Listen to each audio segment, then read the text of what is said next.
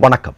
சமீபத்தில் இந்தியாவினுடைய 3 மாநிலங்களில் நடைபெற்ற சட்டமன்ற இடைத்தேர்தலில் பாஜக படுதோல்வியை சந்தித்தது.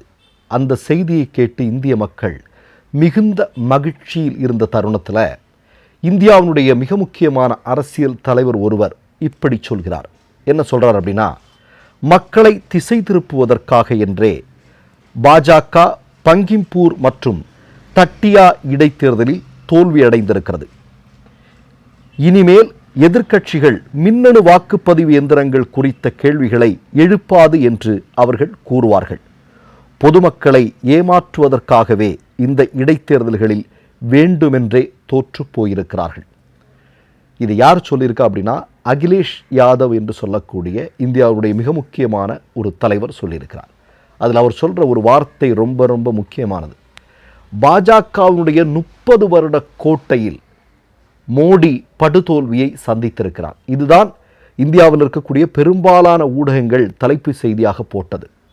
மோடியினுடைய தோல்வியே மோடியினுடைய ஊடகங்களே மிகப்பெரிய அளவில் மகிழ்ச்சியுடன் கொண்டாடுகிறது என்றால் நமக்கு அதற்கு பின்னாடி ஒரு சந்தேகப்படாமல் இருக்க வர வழி இல்லை.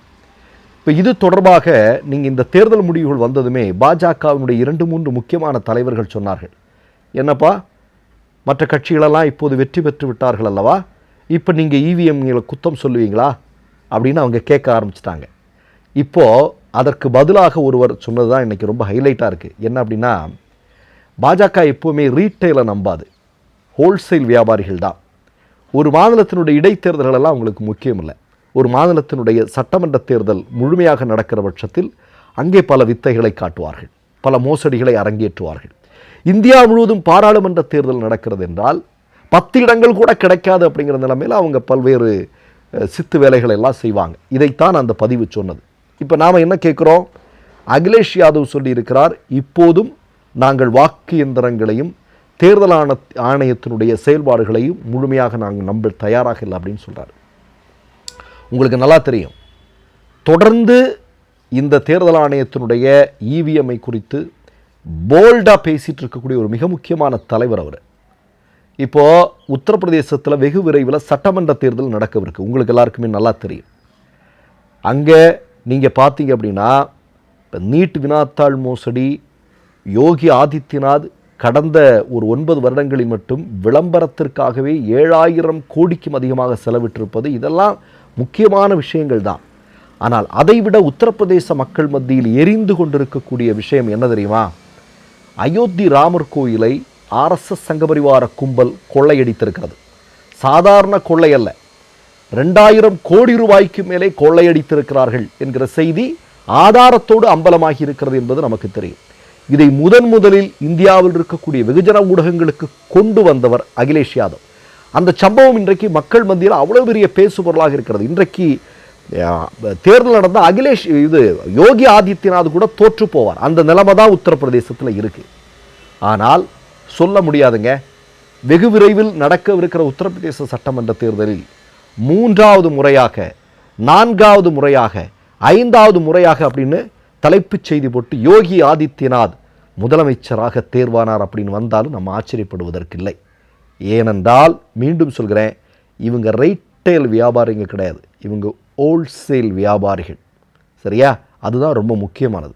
ஏன் மேற்கு வங்கத்தில் தேர்தல் நடந்து முடிந்து சில நாட்களிலேயே 4000த்திற்கும் அதிகமான வாக்கு இயந்திரங்கள் எரிந்து போனது அப்படிங்கிற கேள்விக்கு இந்த நொடி வரையிலும் சரியான பதில் கிடையாதுங்க. நான் ஒன்றை உங்கள்கிட்ட பேசணும்னு நான் விரும்புகிறேன். மோடி அவர்களுடைய இந்த 13 வருட ஆட்சியில் எத்தகைய மக்கள் போராட்டங்கள் எல்லாம் வெடித்திருக்கிறது என்பது நமக்கு தெரியும். மணிப்பூரெல்லாம் இன்னைக்கும் பற்றி எரிந்து கொண்டிருக்கிறது. பல்வேறு பிரச்சனைகள் டெய்லி அங்கிருந்து செய்திகள் வந்து கொண்டிருக்கிறது. அதே மாதிரி இந்தியாவினுடைய பாஜக ஆட்சி நடக்கக்கூடிய எல்லா மாநிலங்களிலும் பிரச்சனை இல்லாத நாட்களே கிடையாது. விவசாயிகளுடைய போராட்டம், அதே மாதிரி நீங்கள் பார்த்தீங்கன்னா மல்யுத்த வீராங்கனை நடத்திய போராட்டம், CAA ப்ரொட்டஸ்ட், இப்படி அடுக்கி கொண்டே போகலாம். சமீபத்தில் இந்தியாவுடைய இளைஞர்கள் நடத்திய போராட்டம் வரையிலும். அப்போ இவ்வளவு பெரிய போராட்டங்களை சந்தித்து வரக்கூடிய பாஜக மீண்டும் மீண்டும் ஆட்சியர் இணையில் வந்து கொண்டிருக்கிறதுனா அது எப்படிங்க?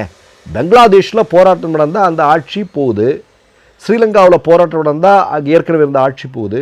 உலகத்தினுடைய பல்வேறு நாடுகளில் மக்கள் போராட்டங்கள் நடக்கும்போது அப்போது யார் அதிகாரத்தில் இருக்கிறா அந்த ஆட்சியெல்லாம் போகிறது. ஆனால் இந்தியாவில் மட்டும் அது நடக்கலை.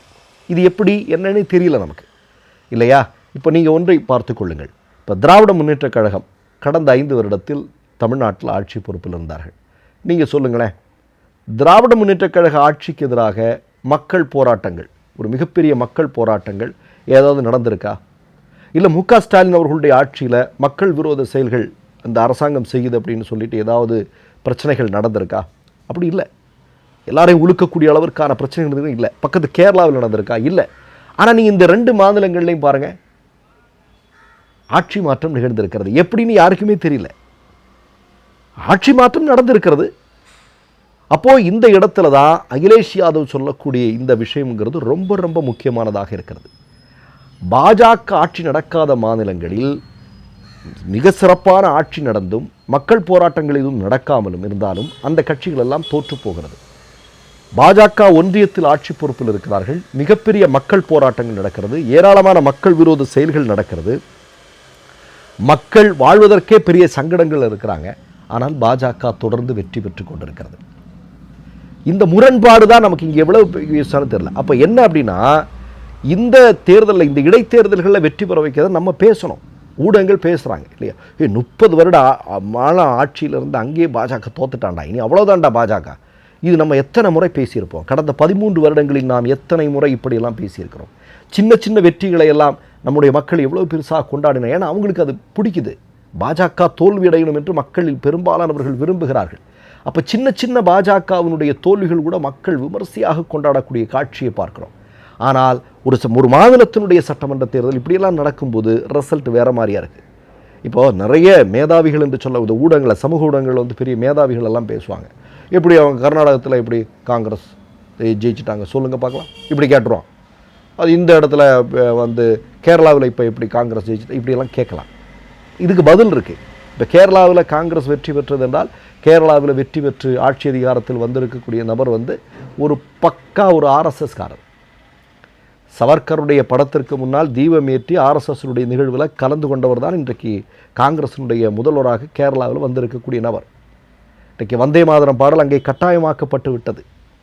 நீங்கள் பார்த்தீங்க அப்படின்னா, கேரளாவில் இப்போ வந்திருக்கக்கூடிய காங்கிரஸினுடைய முதலமைச்சராக இருக்கக்கூடியவர் பாஜகவினுடைய சொல்படி கேட்டு அச்சு பிசகாமல் நடக்கக்கூடிய நபராக இருக்கிறார். அங்கே காங்கிரஸ் வெற்றி பெற்றதும் பெரிய ஆச்சரியத்திற்குரிய விஷயம் அல்ல. ஒன்றுமில்லை, நம்ம ராகுல் காந்தியினுடைய ஸ்டேட்மெண்ட்டை சொல்லுவோம். ராகுல் காந்தி சொல்கிறாரு, மேற்கு வங்கத்தில் தேர்தல் மோசடி நடந்திருக்கு அப்படின்னு சொல்கிறாரு. ஆனால் கேரளாவில் காங்கிரஸ் வெற்றி பெற்றதை பற்றி ஒரு வார்த்தை பேச மறுக்கிறார். இது என்னன்னு தெரியல. அப்போ மேற்கு வங்கத்தில் வெற்றி பெற்றது இதன் மொழியாகுமா? ஆனால் இங்கே அப்படி இல்லையா அப்படிங்கிற சொல்லும்போது தான் நமக்கு ஒரு மிகப்பெரிய சிக்கல் வருகிறது. ஏன்னா அவரே பல முறை இந்த மாதிரியான விஷயங்களில் எப்படியெல்லாம் மோசடிகள் நடந்திருக்குன்னு வீடியோ ஆதாரங்களின் மூலமாக பல்வேறு ஆதாரங்களை திரட்டி இந்திய மக்களுக்கு போட்டு காட்டியவர் அவர். அப்போ இதெல்லாம் நடந்துட்டுருக்கு. அப்போ என்னென்னா, நம்மளை மாதிரியான ஆட்கள் எல்லாம் இப்படி பேச வைக்கிறது, பேச வச்சு பரவாயில்லையே பார்த்தியா பாஜக தோத்துருச்சு பார்த்தியா. அங்கே பாஜக தோத்த இடத்துல யார் வந்திருக்கிறா? பிரசாந்த் கிஷோர்னு. பிரசாந்த் கிஷோர் யார்? ஒரு சங்கி. யாருக்காவது சந்தேகம் இருக்கிறதா? பிரசாந்த் கிஷோர் என்று சொல்லக்கூடிய ஆள் ஒரு சங்கி. சனாதன தர்மத்தை ஆதரிக்கக்கூடிய ஆள், சனாதனத்தை ஆதரிக்கக்கூடிய ஒரு நபர் அவர். ஏராளமான உதாரணங்களை நமக்கு சுட்டி காட்ட முடியும். அப்போது இன்றைக்கு அகிலேஷ் யாதவ் சொல்லி இருக்கிறது அப்படிங்கிறது, இந்த மாதிரியான வெற்றிகள் மக்களை திசை திருப்புவதற்காக பாஜகவே செய்யக்கூடிய நாடகம் என்று போட்டுடைத்திருக்கிறார். மற்றொரு நிகழ்வில் சந்திப்போம். நன்றி, வணக்கம். 3 யூடியூப் சேனல்கள் வியாபாரத்திற்கு இருக்கிறது. தேவைப்படுபவர்கள் இந்த எண்ணுக்கு தொடர்பு கொள்ளுங்கள். மை நேம் இஸ் ரெட் சேனலை சப்ஸ்கிரைப் பண்ணிக்கோங்க. அதுக்கப்புறமா பக்கத்தில் இருக்கிற ஜாயின் பட்டனை கிளிக் பண்ணீங்கன்னா ஒரு நியூ பேஜ் ஒன்று ஓப்பன் ஆகும். அதுலயும் ஜாயின் பட்டனே கிளிக் பண்ணிக்கோங்க. அதுல பாத்தீங்கன்னா credit card, debit card options இருக்கு. இதுல உங்களுக்கு விசா, மாஸ்டர் கார்டு, ரிப்பே அப்படின்னு 3 ஆப்ஷன்ஸ் கொடுத்துருக்காங்க. அதுல நீங்க எந்த கார்டு சூஸ் பண்றீங்களோ அந்த கார்டோட நம்பர் என்டர் பண்ணிக்கோங்க. அப்புறமா கார்டோட வேலிடிட்டி மந்த் அண்ட் இயரை டைப் பண்ணிக்கோங்க. அடுத்தபடியா உங்க கார்டோட பின்னால சிவிசி கோடுன்னு சொல்லிட்டு 3 நம்பர்ஸ் கொடுத்துருப்பாங்க. அந்த நம்பர் இதுல என்டர் பண்ணிக்கோங்க. அப்புறமா அட்ரஸ் அண்ட் இன்ஃபர்மேஷன் என்டர் பண்ணிட்டு பைங்கிற பட்டனை கிளிக் பண்ணிக்கோங்க. ஒருவேளை உங்க கார்டு நம்பர் இன்வாலிட்னு காமிச்சிச்சுன்னா உங்க கார்டுல இன்டர்நேஷனல் யூசேஜை எனேபிள் பண்ணுங்க.